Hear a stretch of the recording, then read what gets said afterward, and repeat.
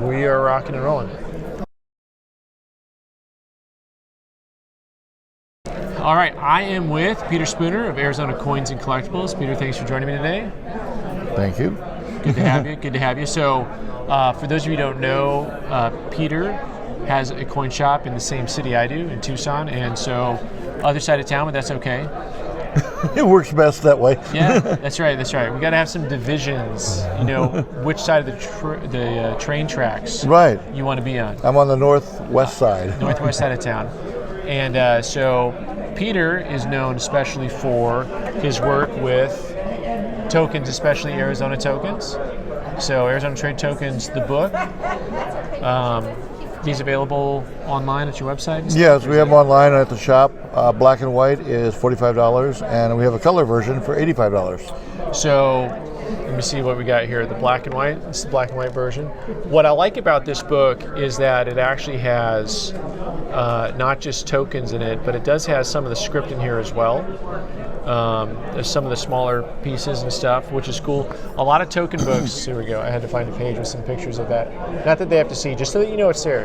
You know I'm not lying to you. So this type of stuff is super cool. It also has the maps showing the different locations in the state. So does someone have to be an expert on Arizona to get into this stuff? No. And a lot of people ask questions. Where were tokens? How were they used? Basically, what tokens were used for is a drink in the early 1880s, 1890s was a bit. A bit was a Mexican 8 real divided in 8. Well, if you divide $1 by 8, you get 12.5 cents. Well, back in the early 1880s, you put down a quarter, you got 12 cents back. You couldn't go buy a second drink unless the bartender remembered you. So jobbers from Los Angeles, San Francisco, St. Louis, Minnesota would take train trips through Arizona and stop at all the little small towns, mining towns, and take orders for tokens. And there would be anywhere from 100 to 200 tokens, and it would have the name of the saloon, it would have the proprietor's name and the location, usually. And a person would get a token and his shot, and he would either go sit with his friends and pitch in a token, play a game of cards, or he'd keep the token and he'd go home. When he came back, he had the token, and he'd go back to that bar and walk by all the other bars. So it's a way of doing a bunch of advertising. So you use the term jobber. Yes. And now I got to have an explanation so everyone knows what that means. A jobber is an employee of the manufacturer whose job was to go and get orders for tokens, and they would make the tokens and then ship them out to the various bars and saloons all over Arizona. And Arizona is not the only state that had them. Yeah. Nevada, New Mexico, California, all the western states. And western states tokens are the most popular tokens that people enjoy to collect. Yeah. Now, why do you think that the western states are so romanticized? They're very sexy. With Arizona, we have a token from Campbell and Hatch, a tombstone, and Campbell and Hatch was with Wyatt Earp. And what was so great about it is that's where Morgan Earp was shot and killed on the pool table. And so you can own a token from the place that he was shot and killed. Yes. Now, is that a rare one? It's a very rare one. There's about 6 to 12 pieces that are known. Yeah. Wow. And so now, but for people who know you, already know that you own all of them, right? No, I don't. No one can own them all. I'm just teasing. It's impossible. And that's fun, right? Exactly. I mean, it creates a challenge. Right. And to me, one of the things that I enjoy about coin collecting is the challenge aspect. Right. Like, if you can just go buy something, I mean, you might as well just go to Walmart. Exactly. Or Amazon or Costco. And where a lot of tokens are found is people metal detect and find them. The rarity of the tokens, a lot of people turn to me and say, well, why are they so rare? During the World War II scrap drives of aluminum and brass, a lot of tokens got melted. Yeah. So whole populations could have gotten destroyed. But every now and then one pops up in a button box, swap meet, a metal detector find. You never know.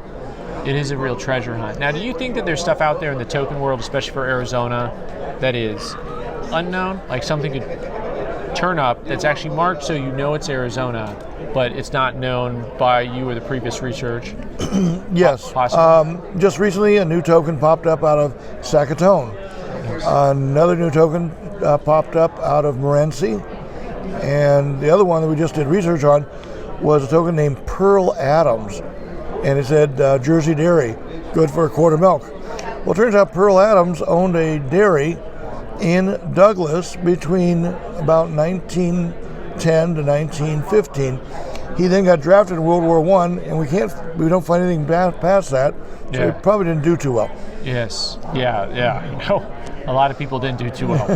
But so that's fascinating when that stuff comes up. How do you research that type of information? Like, how do you find out about Pearl Adams? Okay, through the various sources, I have directories of people who had businesses in Arizona. So like old city directories, state directories.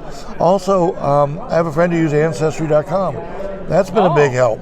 That's pulling stuff up now? Yeah, it's become very good for research, is Ancestry.com. Okay, there you go, a modern tip. Exactly. I like the old school stuff because I know it's from the period.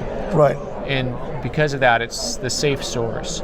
And the stuff I find on the internet, it's like, I'm not confident in all of it. Right. You know, there's definitely some stuff that pops up. I'm like, I don't know about that. But with Ancestry, what was good is they give you notes, or like we had an actual picture of the draft record of Pearl Adams. Wow. So that's cool. That said right there what it was. Yeah, that's very cool. Man, neat stuff. Well, I'm glad it keeps popping up. Like here's a interesting token. This is a token from Holbrook, and it's a unique token. It's from the Bucket of Blood Saloon. Bucket of Blood Saloon. I'm going to take a good picture of this, and we'll edit it in so people can see it instead. Now, what's interesting about the Bucket of Blood Saloon, the Bucket of Blood Saloon is still standing in Holbrook. You can go see it. What's interesting is originally it was called Cottage Saloon, but there was a card game between the sheep herders and the cattlemen, and someone was accused of cheating. And then a card game? Oh, and all hell broke loose. Anyway, when the end of the fight was cleared, the guy said that there was over a bucket of blood on the floor, thus the name Bucket of Blood Saloon. Well, I'll tell you what, that is it. I mean, collecting stuff, it's always about the story. Right. I mean, there's the aesthetic, there's the history, and then there's the story. And that's amazing. So this is the only one known of these? Only one that I'm aware of, yes. Okay. Okay, just good. So that is super cool. So, and now, if you are, speak first, think second. If you are in an eastern state, I mean, these type of tokens existed in some of the eastern states too? All states have tokens. Very good. But the western states have the cowboy, the stagecoach, the saloon girl, everything. Yes, all of the things. All right, and then you have something else here that I really was interested in. I saw this in Peter's case, and I was like, this is super cool, because you may look at it. We'll take some good photos of it here. But, this is a piece of... It says Arizona. It says Cuatro Reales, 4 bits, so it's in Spanish and English. And then it says Confederate note. Come on now. Okay. Arizona used to be divided horizontally. And the lower part of the Arizona, New Mexico was Arizona, where the upper part was New Mexico. It later switched in 1863.